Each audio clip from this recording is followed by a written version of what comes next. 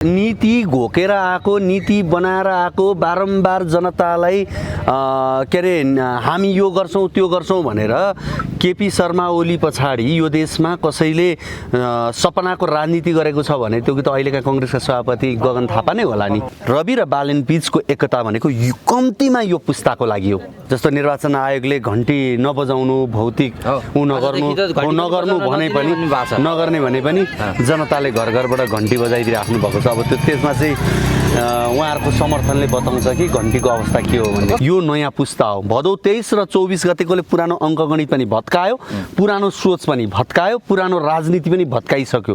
अब नयाँ राजनीति अवस्थामा छौँ, हामी नयाँ अवस्थामा छौँ। पुरानोमा एउटा सम्भावना हुन्छ, नयाँमा दुईटा सम्भावना हुन्छ। पुरानोको सम्भावना भने गर्दैनन् भन्ने हो, नयाँको सम्भावना भनेको कि गर्छन् कि गर्दैनन् भन्ने हो। 3-4 चोटि त आफै सांसद बनिसक्नु भयो, त किन गर्नु भएन? प्रश्न त उहाँप्रति हो। त्यस कारणले उहाँले अब त्यस्ता गफ नदिए हुन्छ। नीति अनि नियत, जब नीतिमा छ नियतले काम गर्दैन भनेदेखि नीतिले घोक्रे ठ्याक्लाउने हो। बालेन शाहले भनेको भौतिक आक्रमण होइन, त्यो नीतिले हो, त्यो आवाजले हो के। यति बेला राजसभाको अवस्था समुद्र हो। समुद्रमा तपाईँ एक लोटा पानी निक्लियो, निकाल्दैमा समुद्र घट्यो भनेर भन्ने आशय त्यो मजा आउँदैन, त्यो होइन। यसपटक जनजनले मनले घन्टी भनिरहेको छ। नीतिले घोक्रे ठ्याक्लाउँछ नि त, त्यस कारणले नीतिबाटै घोक्रे ठ्याक्लाउने भनेको व्यक्तिलाई त्यसरी चाहिँ भौतिक रूपमा आक्रमण गर्ने भन्ने कुरा त हाम्रो त संस्कारमै पर्दैन। नीतिले घोक्रे ठ्याक्लाउने हो, नीतिमा छ घोक्रे ठ्याक्लाउने, नीतिमा छैन भनेदेखि नीति बनाउने हो। अब स्वागत छ। कस्तो हुँदैछ घर दैलो अभियान? निकै उत्साहित ऊर्जाका साथ हिँडिरहनु भएको छ। एकदमै राम्रो, त्यो उत्साह यही कारणले दिएको हो किनभने घर दैलो कार्यक्रम हाम्रो प्रभावकारी छ, राम्रो बनिरहेको छ। र अहिले हामी यो डोलेश्वर क्षेत्रबाट आशापुरीतिर जाँदैछौँ र भगवानको कृपा, जनता आम मतदाताको कृपा सबैले सकारात्मक रूपमा लिइदिनु भएको छ र उत्साह छ यसपटकको निर्वाचनको लागि। घर घरमा पुग्दै हुनुहुन्छ होइन? करिब आकलन भइसकेको छ होला, के छ मनमा, भक्तपुर 2 वासीको मनमा? होइन, अब यो सबैका आफ्ना दाबी हुन्छन्। मैले पनि दाबी राख्दा अरूले जस्तै राखे जस्तो हुन्छ, तर घन्टीको माहौल तपाईँ आफै पनि घुम्नुभयो होला, अझ तपाईँहरूले बढी हेर्नुभएको हुन्छ, सूक्ष्म रूपमा तपाईँले देख्नुभएको छ भन्ने लाग्छ। मेरो तर्फबाट भन्दाखेरि त अहिले हामीलाई जस्तो निर्वाचन आयोगले घन्टी नबजाउनु, भौतिक नगर्ने भने पनि जनताले घर घरबाट घन्टी बजाइदिराख्नु भएको छ। अब त्यसमा चाहिँ उहाँहरूको समर्थनले बताउँछ कि घन्टीको अवस्था के हो भन्ने। कसरी हेर्नु भएको छ? अब चुपाईको चुनाव चिन्हलाई यसरी लिएर हिँड्न नपाइने भन्ने कुरा निर्वाचन आयोगले गरेछ भने त ठिक छ। अब होइन, आयोगले भनेको कुरामा सम्मान छ, त्यस्तो अब हामीले उहाँहरूलाई भन्नुपर्ने कुरा छैन। नगर्नु भनेपछि हामीले घन्टी बजाएको छैनौँ, तर हामीले आफ्नो तर्फबाट बजाएको छैन। अब जनताले घर घरबाट माथिबाट घन्टी बजाइदिनु भएको छ, अब माहौल बनाइदिराख्नु भएको छ। जस्तो अब तपाईँहरूको दल यो क्षेत्र विशेष गरी अलिकति हेभीवेट क्षेत्र भनेर हेरिएको छ, धेरैजना चर्चित अनुहारहरू यो क्षेत्रमा हुनुहुन्छ। कतिको चुनौती महसुस गर्नुभएको छ? विशेष गरी महेश बस्ने हुनुहुन्छ, जसले त तपाईँलाई उम्मेदवारै मान्दिनसम्म भन्नुभएको छ क्या? होइन, मेरो लागि 32 जना हामी उम्मेदवार जतिजना प्रत्याशी छौँ सबै उम्मेदवार हो, कसैले मान्ने र नमान्ने भन्ने कुरै हुँदैन यसमा। 32 जना उम्मेदवार हो र प्रतिस्पर्धी हो। अब हेभीवेट भन्ने कुरा पनि कोही हेभीवेट भन्ने कुरै हुँदैन, जनता हो सबभन्दा ठुलो कुरो। हेभीवेट भनेको मतदाता हो, उहाँ मतदाताले जसलाई मत दिनुहुन्छ त्यसपछि हेभीवेट को हुन्छ भन्ने कुरा त्यसपछि कुरा हुने हो। यसपटक जनजनले मनले घन्टी भनिरहेको छ। जस्तो अब यो राष्ट्रिय राष्ट्रपाको राष्ट्रिय देश दौडामा हुनुहुन्छ, रवि बालेन घुमिरहनु भएको छ, ठाउँ ठाउँमा गएर आफ्ना कुरा राख्नु भएको छ। यो घोक्र्याउने भन्ने कुरा, अब ठेगान लाउने भन्ने कुरा गरिरहनु भएको छ होइन, काम नगर्नेलाई। यो कुरालाई केहीले आपत्ति पनि जनाएका छन्। तपाईँ मान्छे आफै पनि अलिकति आक्रामक रूपमा प्रस्तुत हुनुहुन्छ होइन, केही फरक छ उहाँले भनेका कुरामा प्रश्न उठिन्छ। होइन, यो आपत्ति जनाउनु पर्ने कुरै देख्दिनँ म। त्यसको मतलब के हो भनेदेखि उहाँले के भन्नु भने समयमा काम नगर्ने व्यक्तिहरूलाई हामी घोक्रे ठ्याक लगाएर काम लगाउँछौँ भन्ने शब्द टाइपका या के अरू उहाँले यस्तै शब्द प्रयोग गर्नुभएको छ। त्यो भन्नुको मतलब उहाँहरूले विज्ञप्ति निकाल्नुपर्ने आवश्यक। म त्यसको मतलब हामी कामै गर्दैनौँ, हामी काम चोर हौँ, हामी ठग हो भन्ने स्वीकारोक्ति हो नि त, अर्को कुरा हो। नभएदेखि त हामी काम गर्छौँ, गरिरहेका छौँ, उहाँले भन्नै पर्दैन यो चिज भनेर भने पुगिहाल्यो नि।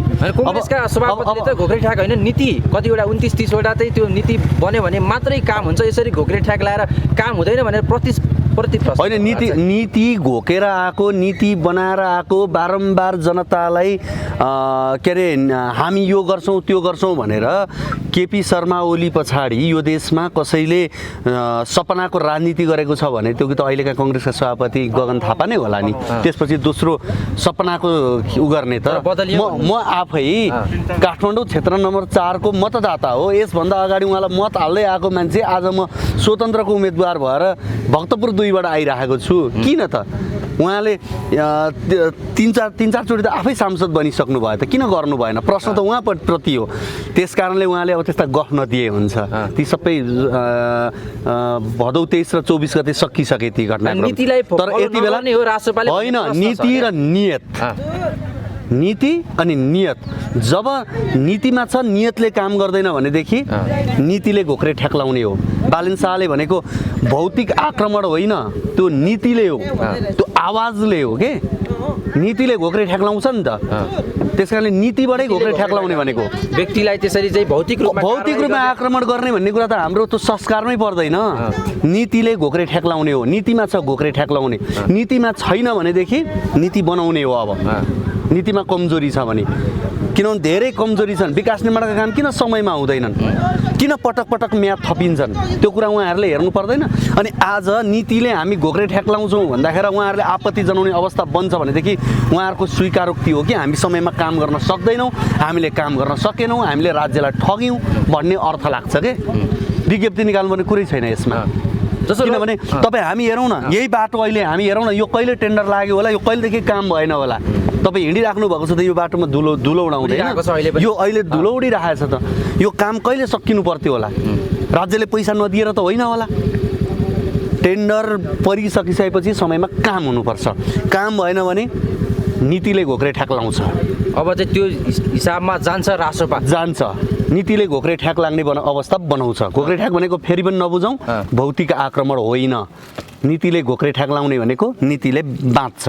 जस्तो अब अन्तिममा चाहिँ अब रवि र बालेन अहिले जसरी आइरहनु भएको छ, निर्वाचन अगाडि मिल्नुभयो। अब निर्वाचनमा पनि एउटै दलबाट नेता, वरिष्ठ नेता, भावी प्रधानमन्त्री बालेन भनेर हिँडिरहनु भएको छ। तर प्रश्न केही पुराना दल र जनताहरूले पनि उठाएका छन्, यो चुनावसम्मको लागि के विचार विचार गरे, पछि यिनीहरू 5 वर्ष टिक्दैनन् यिनीहरू।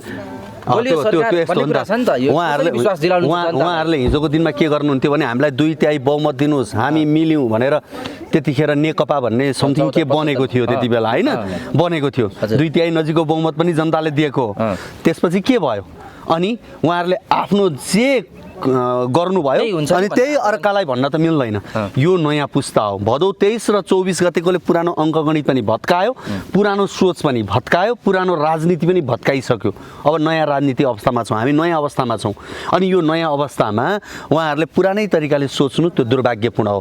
यो पटक रवि र बालेन बीचको एकता भनेको कम्तीमा यो पुस्ताको लागि हो। कम्तीमा यो पुस्ताको लागि 5 वर्ष जान्छ होइन, 5 वर्ष होइन, कम्तीमा यो पुस्ता भने त 5 वर्ष बढी हुन्छ होला नि। तपाईँ कति? म अहिले 39 वर्ष भएँ, तपाईँ कति वर्ष हुनुभयो भन्नुहोस्? 25 वर्ष हुनुहुन्छ। तपाईँको पुस्तासम्म लाग्यो भनेपछि तपाईँ हाम्रो पुस्तासम्मको लागि हो भनिसकिसकेपछि त्यस पछाडिको अवस्था त स्वाभाविक रूपमा राजनीतिक संस्कार बसेर गइहाल्छ। यो फुटको राजनीति बढी देखिन्छ हुँदैन। एउटा आशंका त गर्न पाए, त्यो त एउटा भनाइ नै छ नि। जुन जोगी आए नि कानै चिरेको भनेर आम जनताले जहाँ पनि भन्नुहुन्छ नि। तर जुन जोगी आए पनि कानै चिरेको भनेर पुरानालाई अवसर दिने कुरा त हुँदैन नि त। त्यस कारणले मैले जहिले नि भन्ने गरेको छु, पुरानोमा एउटा सम्भावना हुन्छ, नयाँमा 2टा सम्भावना हुन्छ। पुरानोको सम्भावना भने गर्दैनन् भन्ने हो, नयाँको सम्भावना भनेको कि गर्छन् कि गर्दैनन् भन्ने हो। त्यस कारणले यसपटक कि गर्छन् कि गर्दैनन्लाई प्रेम गर्ने हो, माया गर्ने हो। अन्तिम प्रश्न मेरो, निर्वाचन मुखैमा आएको छ, धमाधम राजसभा नेताहरूले फलाना जिल्लाबाट यसले पार्टी त्यागे, फलाना जिल्लाबाट उसले पार्टी त्यागे। अहिले भर्खर मकवानपुरको समाचार हेर्दै थिएँ मैले, यो किन भइरहेछ? मधेसका नेताहरूले पार्टी छोड्दै हुनुहुन्छ, एउटा किसिमको यो अनुशासन भएन, पार्टीगत अनुशासन सबै पार्टीमा परित्यागको अवस्था छ, हुन्छ। चुनावको बेलामा यस्ता चिजहरू हुन्छन्, होइन? कतिपय कुरा चित्त बुझेका हुँदैनन्, त्यसलाई अतिरञ्जित गर्न जरुरी नै छैन। जनता थपिएका थपिए छन्। समुद्रमा 1 लोटा पानी हाल्दैमा र 1 लोटा पानी निकाल्दैमा केही फरक पर्छ र? यति बेला राजसभाको अवस्था समुद्र हो। समुद्रमा तपाईँ 1 लोटा पानी निक्ल्यो, निकाल्दैमा समुद्र घट्यो भनेर भन्ने आशय त्यो मजा आउँदैन, त्यो होइन। जानुभयो भन्ने प्रश्न त मैले होइन, चुनावको मुखमा किन जानुभयो होला, आफै विचार गर्नुहोस् त। यत्रो परिवर्तनको कुरा गर्ने होइन, कसरी हुन्छ?